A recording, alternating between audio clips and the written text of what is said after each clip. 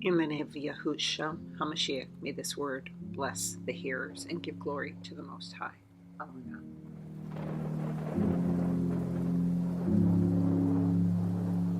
Who are the Moors? The story of the Moors is a story of stolen and hidden identities. In this video, I hope to address that, but one of the primary things is that the Kabbalah says in order to enslave a people, you must make them black. Black actually means blanco, white. So let's look into the history of the Moors and who the Moors actually are.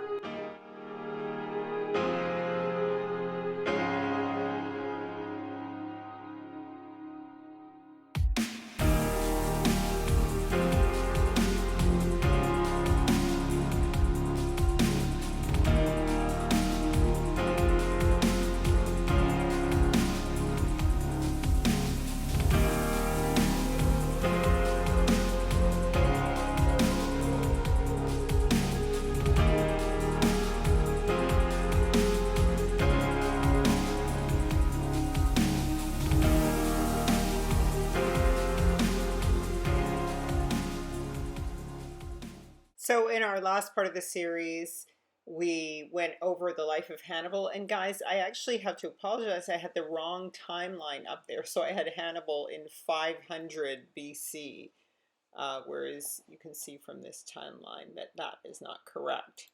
Hannibal's era was in between 300 and the 200s of before Christ.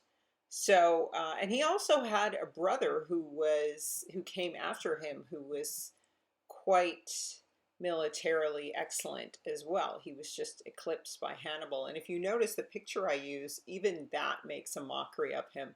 You see he's got two boobs. Like, it's not a normal kind of breastplate that he's wearing. They've literally put two boobs. So it's like they're, again, these artists and the fallen are sort of hiding their resentment and mocking still. So, why are they so threatened? I mean, you gotta mock Hannibal by giving him boobs. It's just crazy. So, anyway, what we're going, so please, if you look at the other one, please forgive me for that error. I have done so many copies of this in order to shorten this because it was like 2.5 hours long. So I just didn't look at the right copy when I exported the video. So please forgive me for that. And one of the things I didn't mention was the Gauls sacking Rome before Hannibal as a sort of a means of vengeance. So let's just go forwards. We'll go into a little bit about the Gauls sacking of Rome, and then we're going to go more into other lands named after the Hebrews, perhaps the 10 tribes, and for certain the Yahudim. And finally, I'm actually got permission to steal some of Benaiah Israel's documentary he did on the fall of Rome. So you're going to see that at the end. And from there, you know, I suggest you go over to Hebrew Nation Building, watch some of their videos on the various travels that the 10 tribes and the Yahudim, the southern tribe, made into Europe and West Africa, because I'm just going to run right up into Europe because I'm really excited about exploring the shift really from black to white. And it's what's really interesting is that in the pictures you'll notice at the beginning of this opening you see a blank slate, and this of course is part of mind control, making someone a zombie, post-traumatic slave disorder, Willie Lynch, MK Ultra mind control, whatever you want to call it. The objective is to spin someone down to a tabula rasa, a white tablet a blank slate so that you can overwrite the program. So in the same way that our computers can be, the memory can be wiped and overwritten, that is what our enemy does to people to control them through those various types of mind control. And clearly, because Yah is in charge of both the right hand and the left hand, don't let the right hand know what the left hand is doing, is what the scripture says. He also is the one who made Israel a blank slate. He said, I will cause the nations to forget who you are. And he caused us to forget who we were and put us in a deep sleep and trauma-based mind control. But anyway, we're not there yet. So I just want to do a review of the term more again, because I really want people to get this into their heads so that we don't disconnect from the term more being a legitimate part of the history of the people of Israel and in general, Ephraim, the northern kingdom, and Judah, the southern kingdom.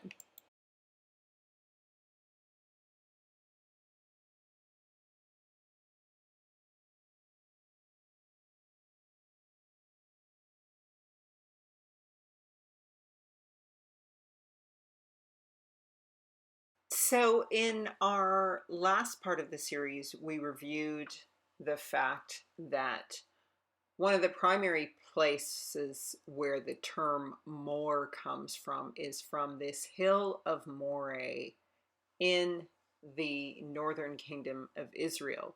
And that this particular hill of Moreh was where Yah met with Abraham and promised to give him the land and multiply his seed.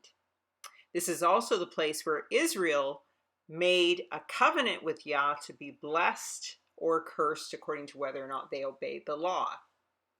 We also, so the scripture was, it says, unto thy seed I will give you this land, and there he built an altar unto Yahuwah who appeared before him. Okay, and Deuteronomy 11:30 is where Israel was claimed to, or covenanted to, either be blessed or cursed according to whether or not they followed the law. We also discussed the fact that in terms of the southern kingdom of Judah, that there is the hill of Moreh is there, and it is called and understood to be the hill of the teacher or the hill of the oracle. And also Mount Moriah is another name for it. And this is actually where the temple was built, Mount Moriah.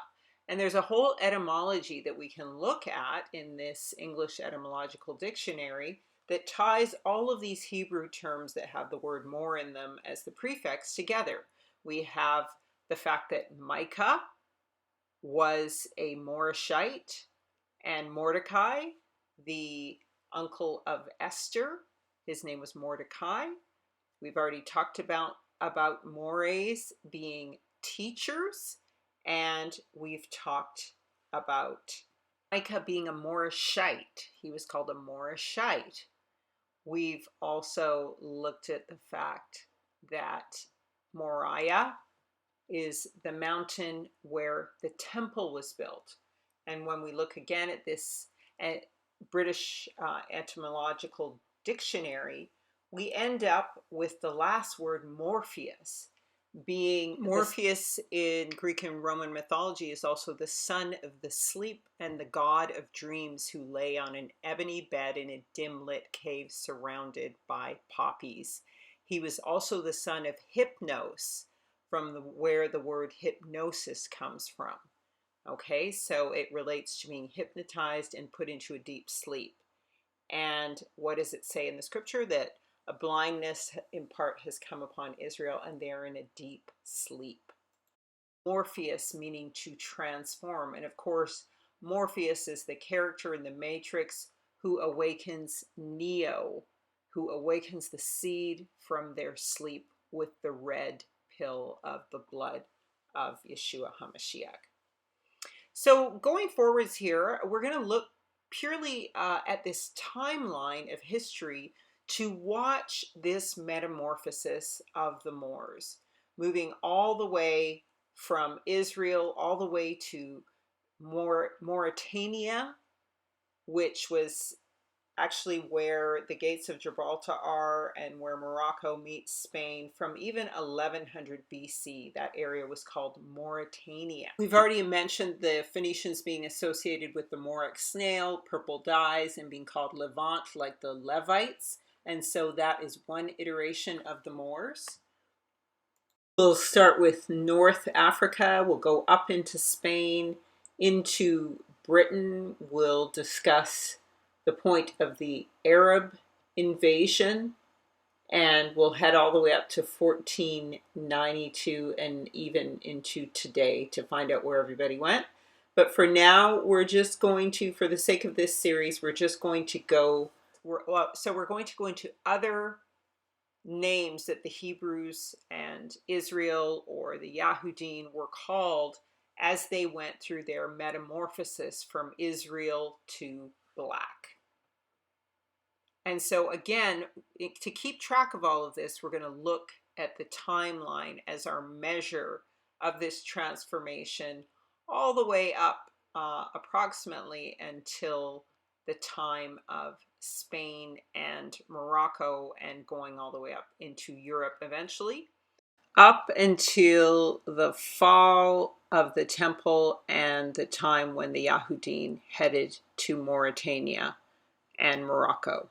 According to ancient.eu, the original conflict with the Romans began with the conflict between the Gauls and the Etruscans. And the Etruscans were known to be Isaurians. They were known to be descendants of Esau.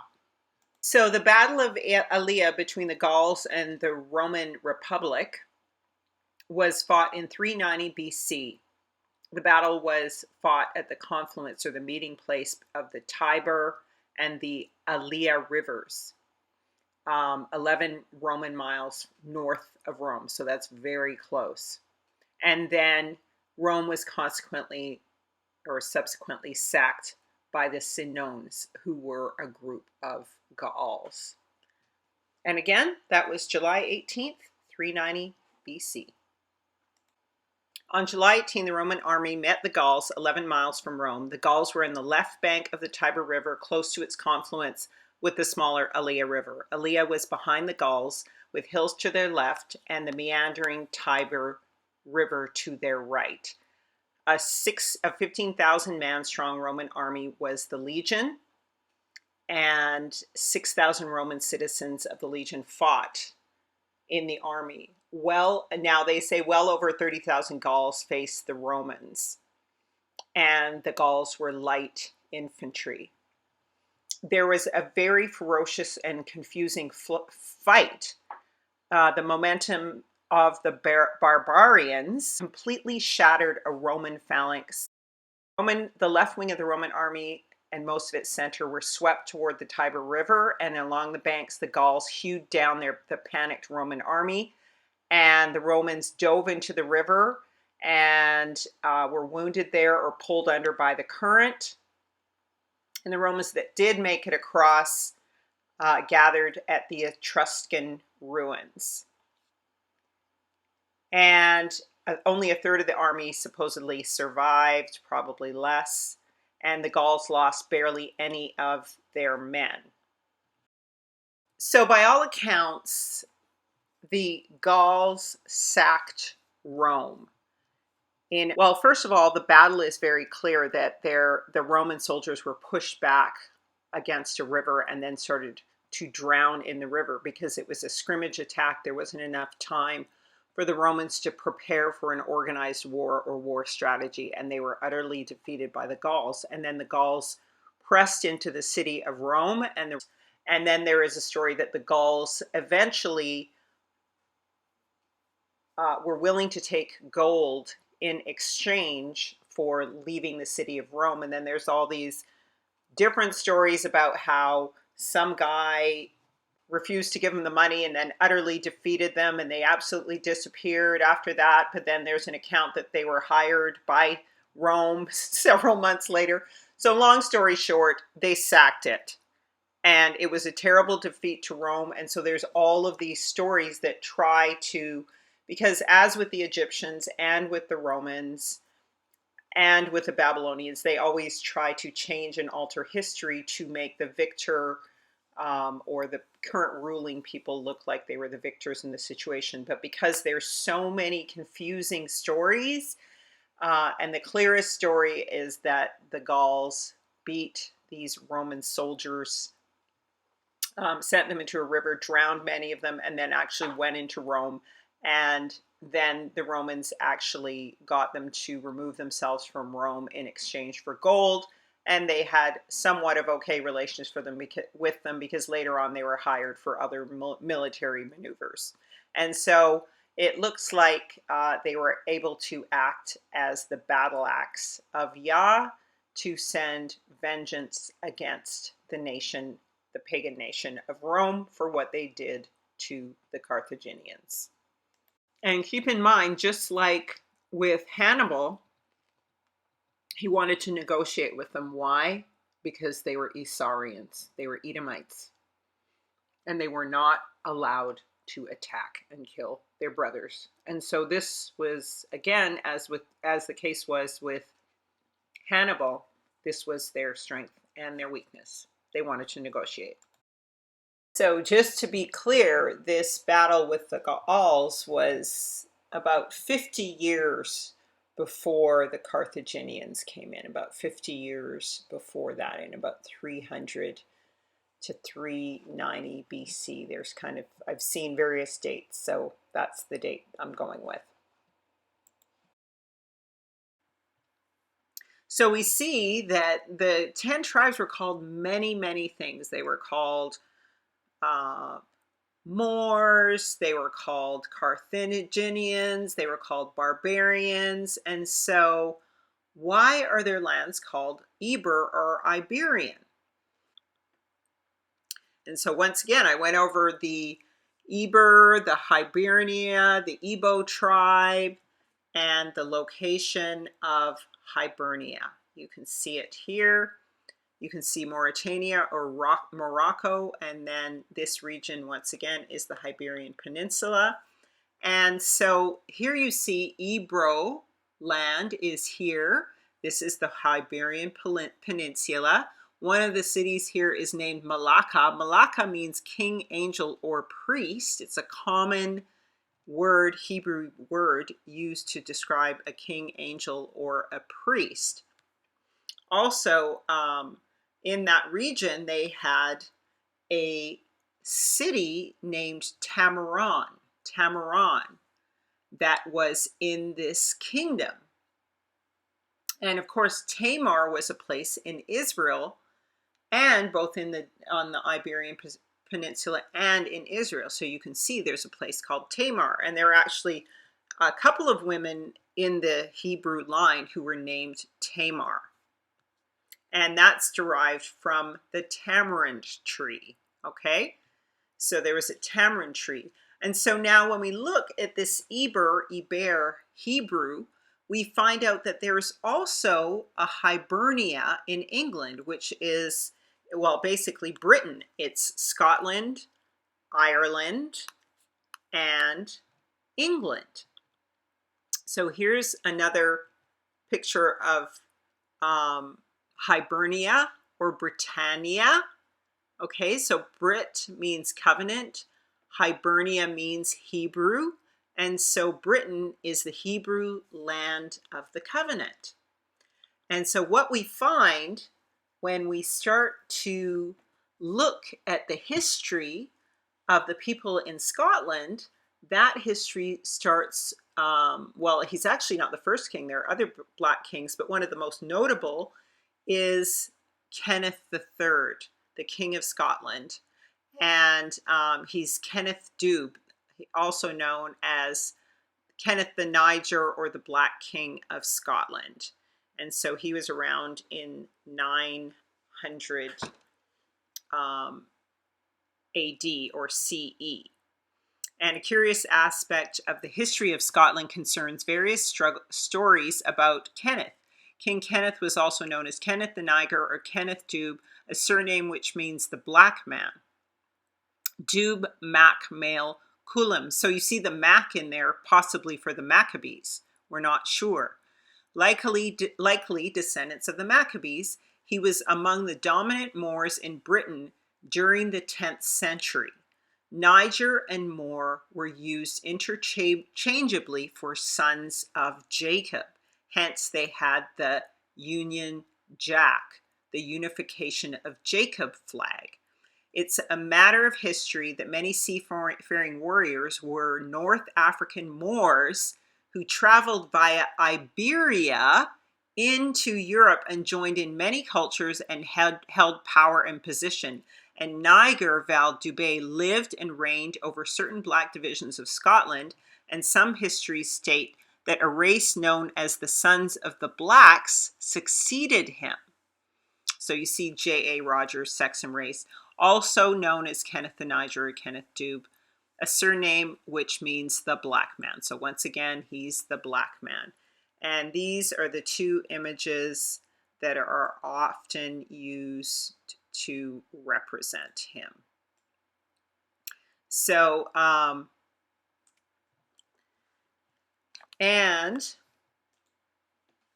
if we also look, we can see that here are other images of, this one's from 1100 BC at a church in Gloucester, okay? And we see a black man here. We see more descendants of Kenneth here. And so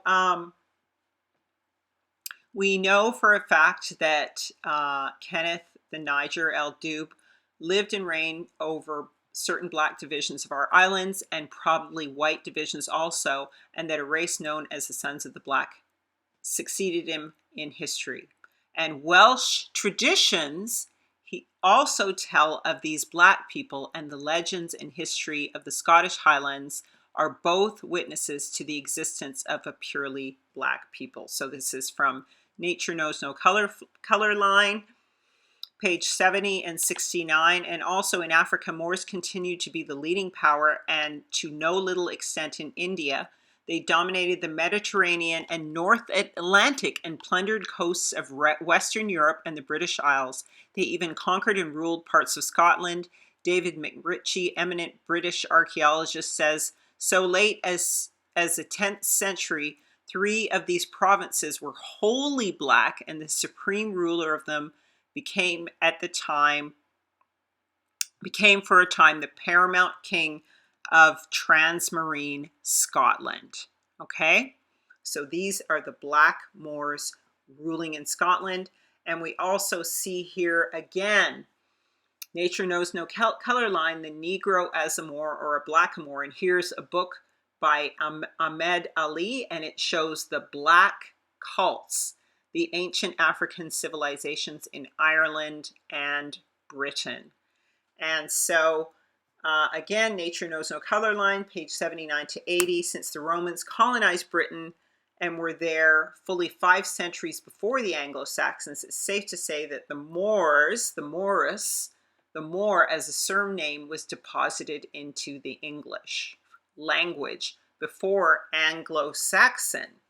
So because the Romans were there first, and because they sent black rulers up there, some black rulers were sent up there, some of the 10 tribes and the Yahudin escaped up there.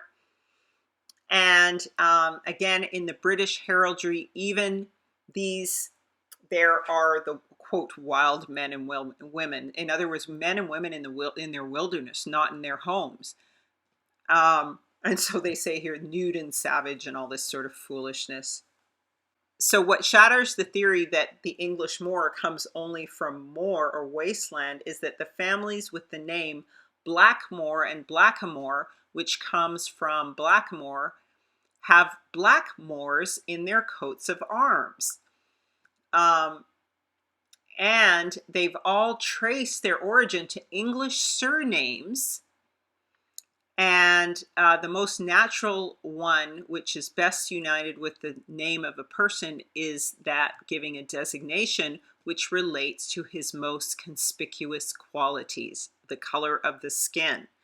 Color and complexion give rise to certainty as to such surnames as Black Man.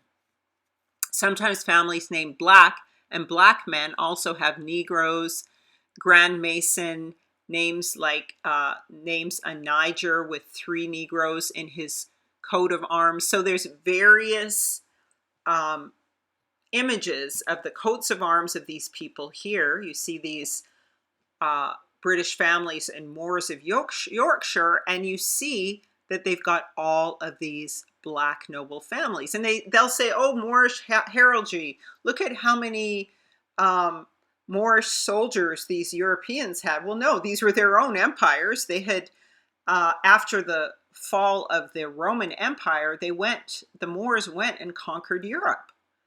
And they built up the kingdoms of Europe, and these were their empires. They weren't just serving. Eventually, they did serve as they began to be defeated by their curse, but these are their Negro in coats of arms of their own noble families. And so that's what heraldry is by definition, the system by which coats of arms and other armorial bearings are devised, described, and regulated. Armorial bearings or other heraldic symbols, colorful ceremony, all the pomp and heraldry, the art and science of devising, displaying, and granting armorial insignia and of tracing and recording genealogies is called heraldry. The use of heraldic symbols or coats of arms as a means of identification spread throughout European nobility in the 13th century. So these were the lost tribes. Well, they weren't lost. They were trying to stay unlost. They were trying to keep organized. And so this was a way of them charting their family lineage, which then the Gentile nations started to copy and then took over the identity of. So at the time of the siege of Jerusalem and the temple, there was a lot of infighting amongst the Hebrew Israelites. And there were various factions who had arisen. They were also fighting with Rome because now Rome was choosing to appoint their high priests. And the father of the Apostle John had already been murdered previously by the Pharisees, by the Esau or Herodian priests, the Pharisaical priests appointed by Rome earlier, who had been sort of insinuating their way into the priesthood and assembly and the identity of the Hebrews. So when it came time for the siege of Jerusalem, Josephus, who is a Hebrew Israelite, scribe, he was with the Romans. They had taken him captive. So it's his account of this journey that we take. And so here's some images of the area where the siege took place. And the greatest conflict the greatest issue was this infighting among the Hebrews. And they didn't even take time to save food stores. There were issues about them destroying one another's food stores. They were infighting so much. And so this destruction of Israel was almost prophetic. It was actually prophetic because already the Yahudim and 10 tribes who did remain in the area and had converted to HaMashiach had already removed themselves from this area and were up in the northern areas of Rome and Europe, Africa, Asia, already taking the gospel further to the 10 tribes scattered abroad. And they had been warned of Yeshua to leave. And so the remaining people were the Yahudim, who were purely law keepers and who did not receive Mashiach. And so this was the time of their punishment. And this is what you see on your screen. These are the Israelites that were captured by King Sennacherib. And as you can see, just looking at the hair texture alone, you can see that these are Ethiopian type people. They have what I refer to as nappy woolly hair, same as the Ethiopian people. All right. So just another bit of evidence of archaeology showing that the children of Israel, they were people that looked like a people of Ethiopian descent. And that's just one thing to keep in mind, that as we're going through this history, I want you to have in your mind the people of Harlem or the Bronx would most closely resemble people that were in Jerusalem during this time. All right. So just looking at this, I just want you to have in mind of what the people of Judah looked like as they were walking up and down the streets in Jerusalem. As they're walking up and down the streets in Jerusalem, there were people that looked like the people are on your screen. Next slide. Since we're getting ready to talk about the fall of Jerusalem, just going to show you just a couple of different paintings of what the city of Jerusalem looked like, right? And these are just a couple of different depictions. I believe this painting comes from the 1100s, and you can see there, it may be hard to see. You know, there's a lot of colors there. It looks like there's, in this painting, there's the city is actually being, just to give you an idea of what different artists depicted the city attacked, our homeland, to look like. And this is another depiction. Now, this painting comes from, I want to say the 1500s. So around the 15 or 1400s, this too was a depiction of Jerusalem, picture or a painting of Jerusalem, All right. So there it is on your screen, the layout of Jerusalem. And some people, and what I tell folks is that if you want to have an idea of what Jerusalem looked like, just think of a sandal. Right. So think of like if someone had on sandals and they were walking through the sand and then they left some footprints behind. This is kind of sort of what that looks like. You know, maybe not a perfect picture of a sandal, but nonetheless, you know, it kind of sort of looks like a sandal, which is interesting because, you know, there's scriptures out there that talks about the earth being the Most High Yah's footstool, like he puts his foot on the earth. And here we have Jerusalem, the capital city. It almost looks like the picture of a footprint of a sandal, which is very interesting.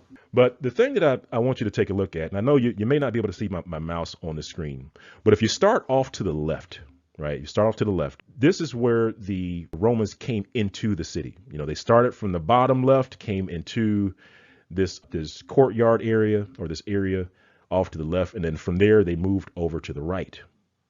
I will take away the hedge thereof, and it shall be eaten up, and break down the wall thereof, and it shall be trodden down, and I will lay it waste, and it shall not be pruned nor digged, but there shall come up briars and thorns, and I will also command the clouds that they rain no more, or no rain upon it. For the vineyard of Yah of hosts is the house of Israel, and the men of Judah his pleasant plant. And he looked for judgment, but behold, oppression. They regard not the work of Yah, neither consider the operations of his hands. And therefore, my people are gone into captivity.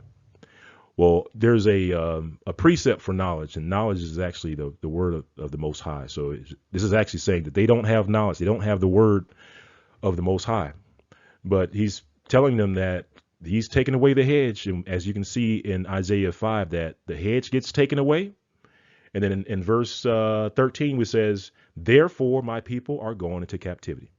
So it was the Most High that took away the hedge. Right. The hedge was taken away and the people captivity. All right. So, and this is what happened. As we said, that this was during the time of Passover. And this was during a moed, during an appointed time when the Most High come in to visit his people. And it's interesting because during this time, the Romans saw something. So as they're approaching the city, as they came to the city, they saw something, you know, during this time of Passover. And we're going to read about it. And it says at the very last paragraph, and it says, prodigies or strange occurrences had occurred, which this nation, prone to superstition, by halting all religious rites, did not deem it lawful to expatiate by offering any sacrifice. All right, let's keep reading. It says, there had been seen hosts joining battle in the skies, the fiery gleam of arms, the temple illuminated by a sudden radiance from the clouds. The doors of the inner shrine were suddenly thrown open, and a voice of more than a mortal tone was heard to cry that the gods were departing. At the same instant, there was a mighty stir as of departure. Some few put a fearful meaning on these events, but in the most there was a firm persuasion that in the ancient records of their priests was contained a prediction of how at this time the East was to grow powerful and the rulers coming from Judea, right? Josephus, among other fearful prodigies, odd things, relates that before the rebellion, when a great multitude were assembled in Jerusalem at the Passover, at the Moed, right? The appointed time of visitation. So he said, Josephus, remember, he's there, he's seeing it for himself. So he's saying at the Passover, and he's being very specific, at the 9th hour of the night. So great a light shone round the altar and the temple that it seemed to be bright day. That a few days after the festival, before sunset, chariots and troops of soldiers in armor were seen passing through the clouds and surrounding cities, and that the priests going into the inner temple felt the place and trembled and heard a voice more than human crying, "Let us depart hence." This account was confirmed by Tacitus, the Roman historian, who says, so Tacitus, remember Tacitus was there around the time that says, portents and prodigies, or odd things, announced the ruin of Jerusalem. Swords were seen glittering in the air, and battled armies appeared, and the temple was illuminated by a stream of light that issued from the heavens. The portal flew open, and a voice more than human announced the immediate departure of the Elohims. There was heard at the same time a terrific sound, as if superior beings were actually rushing forth. So just before the Rome showed up at the doorstep of Jerusalem, the presence of the Most High that was there during Passover, that they left. It left, right? And everybody's, they're writing about it. It says both the Romans and the children of Israel are taking note of it. And the Romans, they're looking at this as a sign that Jerusalem's getting ready to fall. And even people in Israel saw it as a sign that something bad was about to happen. As Josephus, who was an eyewitness of the unparalleled sufferings of the Jews experienced during the siege of their metropolis, remarks, all the calamities that ever befell any nation since the beginning of the world were inferior to the miseries of his countrymen at this awful period. Right. So Josephus is seeing all this suffering. And one thing, we're not really going into is the death that's occurring. There's a lot of death that's occurring. So as the armies are advancing, they're burning, they're maiming, they're killing as they go. And some of these references talks about the blood running down the streets like a river. But again, Titus, he's still trying to give the people in Jerusalem a chance. He's giving them multiple chances to surrender. And as Titus, after he breached the first wall, he breached the second wall. It says Titus, who was apprised of their wretched condition, because remember, those two factions, they were burning up their provisions. At one point, another of the factions of the Zealots they locked away the provisions, and so that the rest of Israel couldn't get to those provisions. So some of the provisions were burned, some of them were locked away and kept from the people.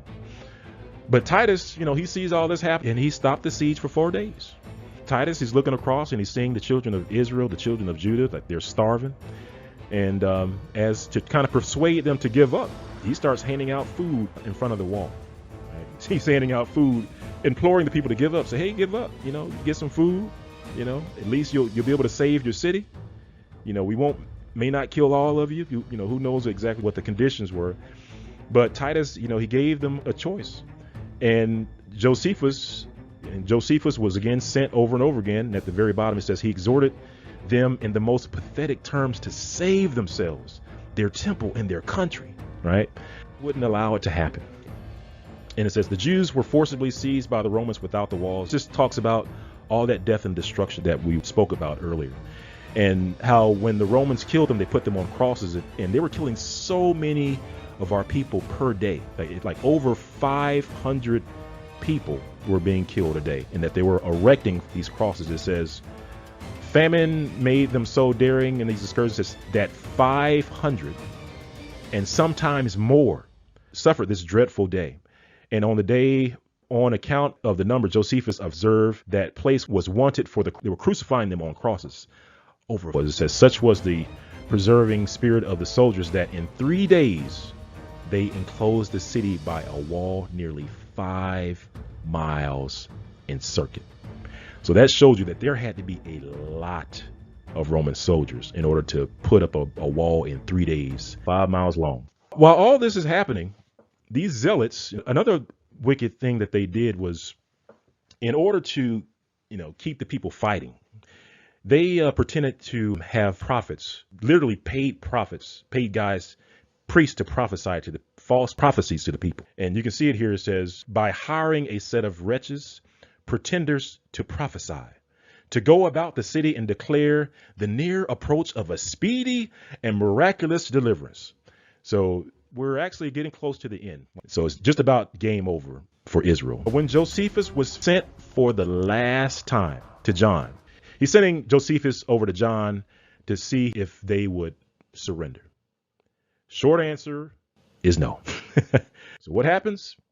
And just a quick note here says, on the 17th of July, the daily sacrifice ceased for the first time since its restoration by Judas Maccabees.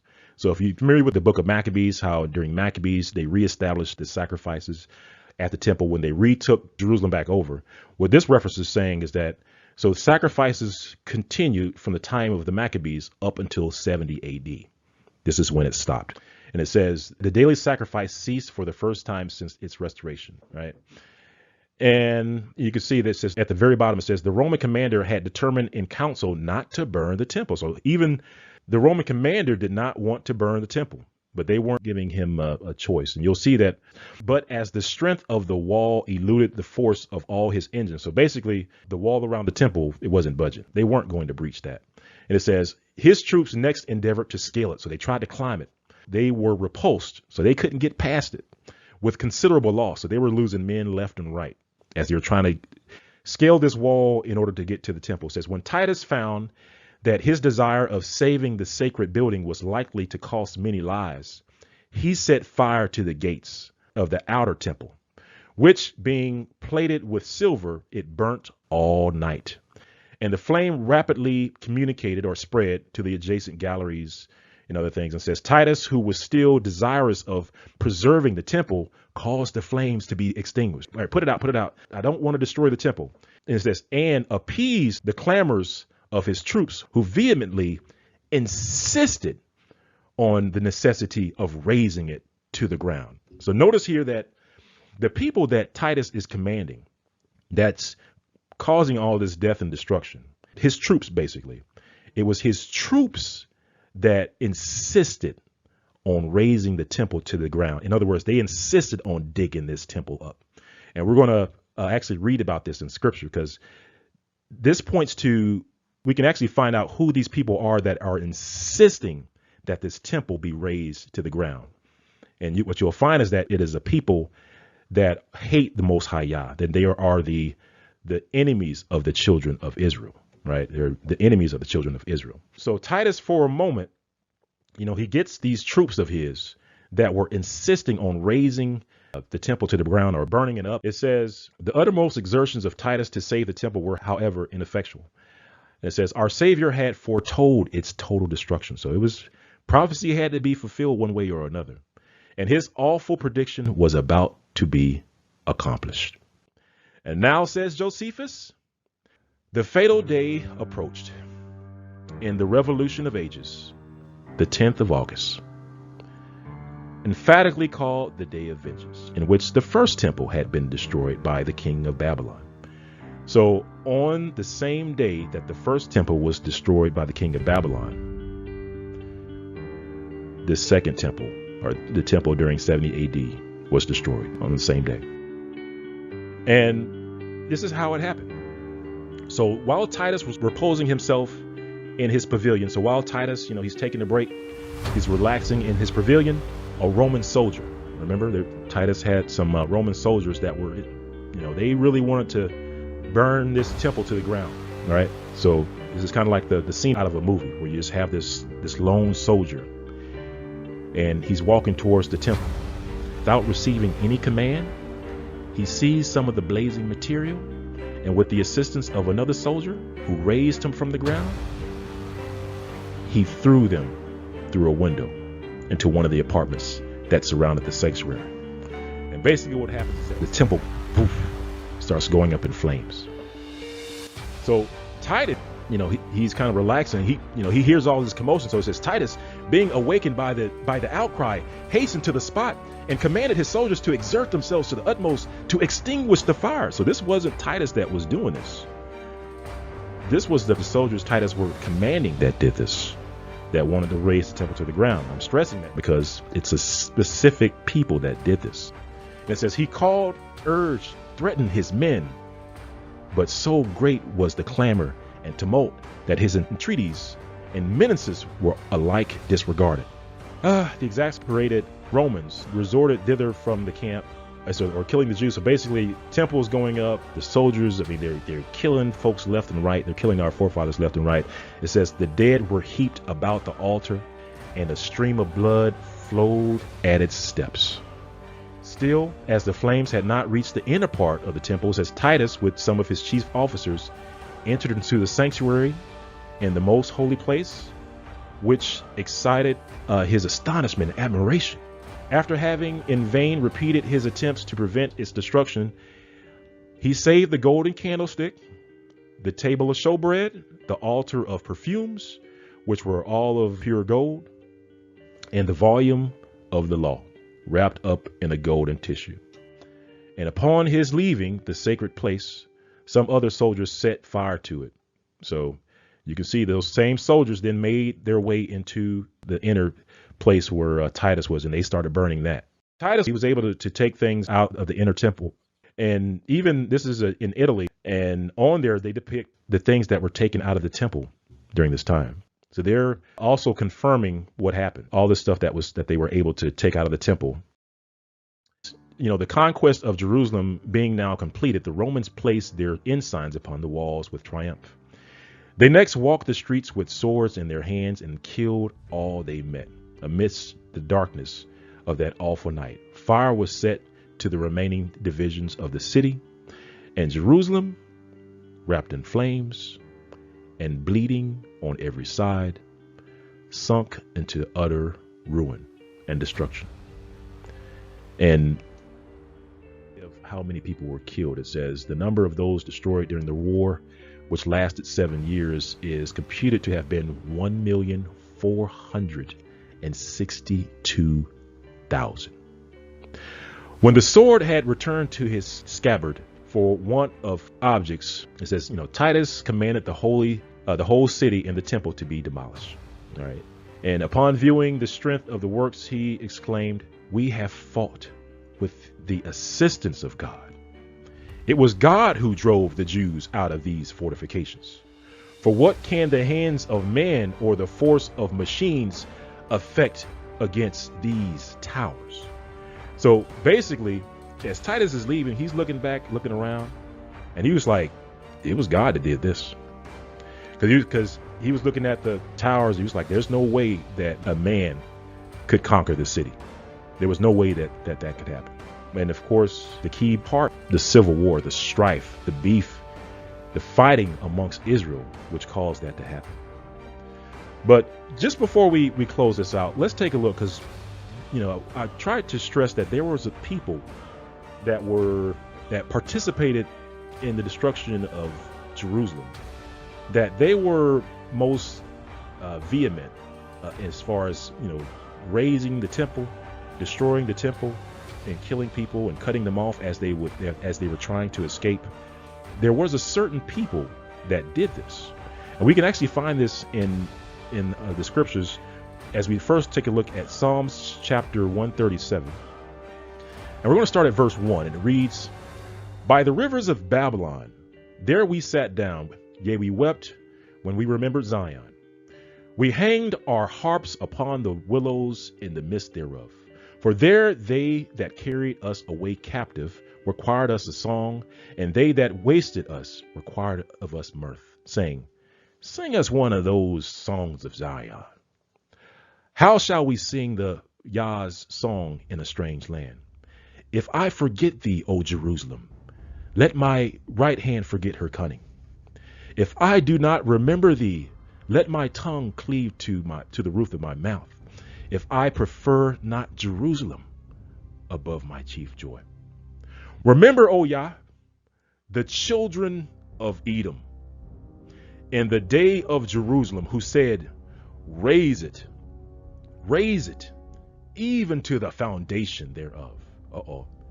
So now we can see who it was that was shouting, raise it, burn it down, dig it up, even to this very foundation. It was Edom.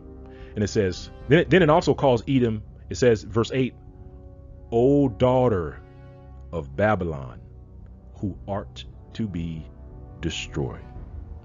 Happy shall he be that rewarded thee, as thou hast rewarded us. Happy shall he be that taketh and dasheth thy little ones against the stones. We're learning that it was Edom or Esau that causing all this death and destruction, that in the army of Titus. So you see Titus, at times he wanted to save the temple. He wanted to save Jerusalem.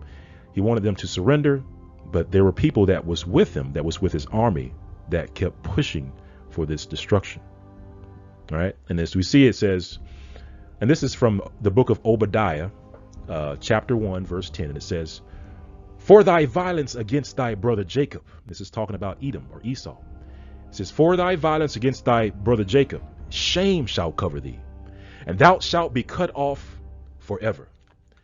In the day that thou stoodest on the other side, and in the day that strangers carried away captive his forces, and foreigners entered into his gates. It says, and cast lots upon Jerusalem, even thou was as one of them. But thou shouldst not have looked on the day of thy brother, and the day that he became a stranger, neither should thou have rejoiced over the children of Judah in the day of their destruction. Neither should thou have spoken proudly in the day of distress. Thou shouldst not have entered into the gates of my people in the day of their calamity.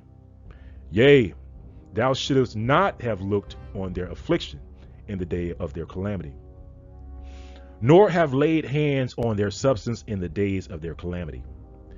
Neither should thou have stood in the crossway to cut off those of his that did escape. That's one thing I didn't read in the references, but it is actually in these books that there were soldiers that were standing guarding the streets that were cutting off people's escape.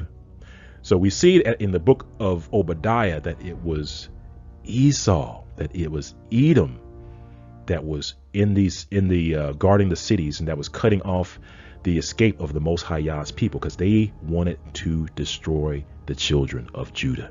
And let's read verse 14 again. It says, neither should thou have stood in the crossway to cut off those of his that did escape. Neither should thou have delivered up those of his that did remain in the day of distress. For the day of Yah is near upon all the heathen. As thou hast done, it shall be done unto thee. Thy reward shall return upon thy own head. So one thing to keep in mind, that the Most High Yah has not forgotten. The Most High Yah will recompense, will pay back those that done this destruction. And we can see that Esau or a role in that. And we can even see this like in the book of Jeremiah, book of Jeremiah chapter 51, verse 6. And it reads, flee out of the midst of Babylon and deliver every man his soul. Be not cut off in her iniquity. For this is the time of Yah's vengeance. He will render unto her a recompense. Babylon has been a golden cup in Yah's hand, that made all the earth drunken. The nations have drunk of her wine, therefore the nations are mad. Babylon is suddenly fallen and destroyed. Howl for her, take balm for her pain, if so be she may be healed. Verse 9, we would have healed Babylon, but she was not healed. Forsake her, and let us go every one into his own country. For her judgment reaches unto heaven, and is lifted up even to the skies. Verse 10, Yah has brought forth our righteousness. Come and let us declare in Zion the work of Yah our Elohim. Verse 11, make bright the arrows, gather the shields. Yah has raised up the spirit of the kings of the Medes for his device against Babylon to destroy it, because it is the vengeance of Yah, the vengeance of his temple.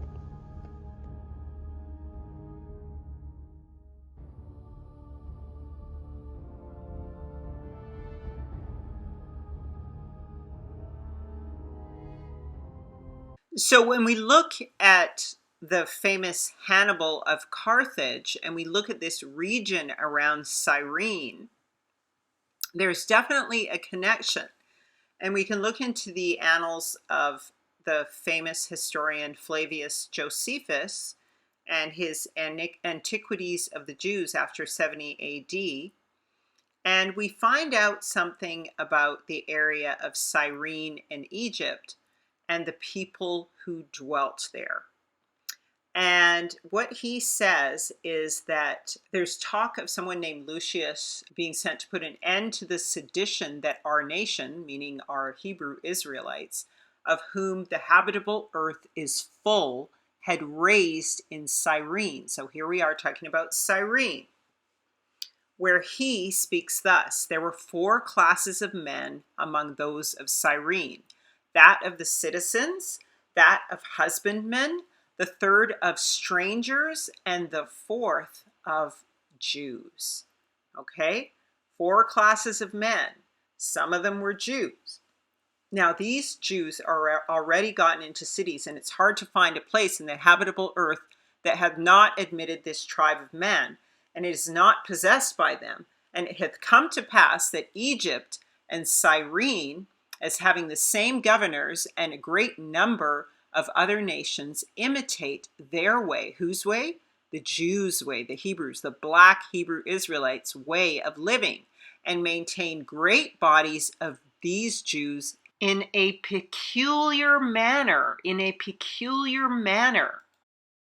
and grow up to the greater prosperity with them, and make use of the same laws with that nation also. So they live among the black people, they take on their ways, they imitate their way of living. So these are the Jews living amongst these other people, these 4 classes of men, and the other men take on their identity, they imitate their ways, they take on their laws because it causes them to prosper more greatly. And then accordingly, the Jews have places assigned them in Egypt wherein they inhabit, besides what is particularly allotted to this nation at Alexandria, which is a large part of the city. There is also an ethnarch allowed them who governs the nation and distributes justice to them, like the judges in the desert, right?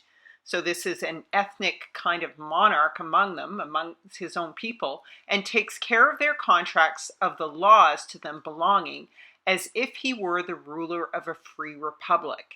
In Egypt, therefore, this nation is powerful because the Yahudim were originally Egyptians, and because the land wherein they inhabit, since they went thence, is near to Egypt. They also removed to Cyrene, because that this land adjoined to the government of Egypt as well as Judea. So in other words, after the fall of the Hebrew Empire, of the temple in 70 AD, all the Jews went to Cyrene in Egypt. And that Simon of Cyrene at the time of Mashiach had come from there, from among the 10 tribes, So now they know where the 10 tribes fled to, and so they go and join them in the lands in North Africa where they are. And these are the lands also where they can hide. Why? Because they're dark like the Egyptians. And this is before the Turks got into Egypt, okay? Because the Turks, the light-skinned people, the Gentile Turks, actually did not get into these areas of North Africa until about 700 AD. This is 70 AD. This is like 630 years beforehand. So the people that you see today in North Africa, in Morocco and Egypt, places like that, all these light-skinned Turkish-looking people are not the original people of that land. They were converted, as I said before, and began to masquerade as Jews and Muslims and even Egyptians and Moroccans. Okay, so you see the habit of taking on the ways of the Jews because they prosper.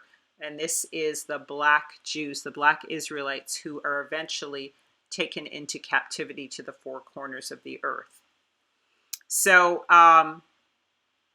yeah, exactly. So it says, once again, they also moved to Cyrene because that this land adjoined to the government of Egypt, as well as does Judea, or rather was formerly under the same government. So in other words, Judea and Egypt always, when you read scripture, they always were in alliance, even after the Hebrews escaped from the Egyptian captivity. There were all kinds of wars where they sought to go to Egypt for an escape, or they sought to go to Egypt for military support. And so here they are again. According to scripture, the prophecy to Israel was that Israel, all of Israel, shall fall by the edge of the sword and shall be led away captive into all nations, and Jerusalem shall be trodden down of the Gentiles until the times of the Gentiles be fulfilled. So the question to ask yourself, when did the temple fall? 70 AD. Are the Gentiles still in power? Yes, they are. So does that mean the times of the Gentiles are fulfilled? No. Is Israel still captive to all nations? Yes. But let's take a look at how the temple finally fell and the destruction of even Judah and Israel in 70 AD. So where are we on the timeline? Well, we've now come to 70 AD. And so we're just going to quickly review what happened in 70 AD with the loss of the temple, with Judah, the Yahudim, the Benjamites, and the Levites losing finally the temple and the southern kingdom. And so one of the teachers who I first started listening to who was teaching about the Moors, allowed me to put a piece of his video in here, Benya Israel, on the fall of the temple of the Hebrews. So next we'll look at the Israelites and the Jews being in the area of Morocco and then their movements up into Europe. So thanks so much for watching. Shalom. May Yah bless you and keep you and cause his face to shine on you. May he be gracious, lift the light of his countenance, and give you peace.